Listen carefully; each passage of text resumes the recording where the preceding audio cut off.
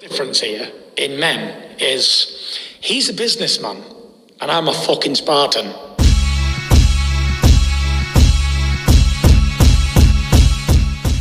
What's up, fight fans? This is Kurt DeVille with Counterpunch Boxing News, and I have some new news concerning Moses Itauma. Get this, Moses Itauma wins with 2 punches as brother Corral gets KO'd.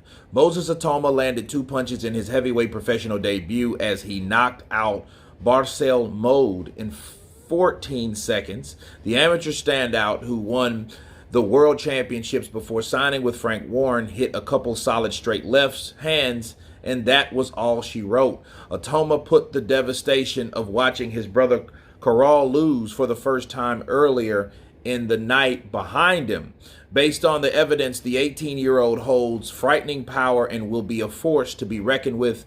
Talking about his siblings' loss about the bout, Moses said that it was tough to deal with before he got the job done. Emotions were high, he said. Picking up the vacant WBC International Light Heavyweight belts and world rankings, Ezekiel Moderna shocked Queensberry's prospect Corral, and Moderna had Itauma in trouble in the 4th round, and despite words of advice in his corner, the previously undefeated fighter could not change things up. Caught in the 5th, Itauma went down and showed disinterest in making the count, whereas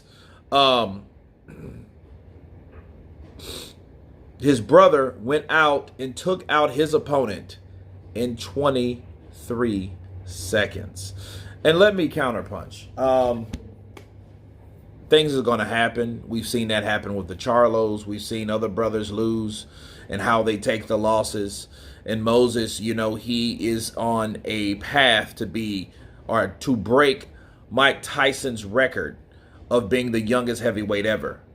The type of things that he's done, the type of things that I've seen today, because this was the very first time that I've seen him fight, he has some heavy hands. Okay, now the question you ask yourself, how does he deal with someone like Kevin Lerena, the last guy that fought Daniel Dubois?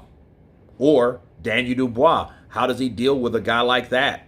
Okay, you know, what happens when he does decide, or when they decide to take him to the next level?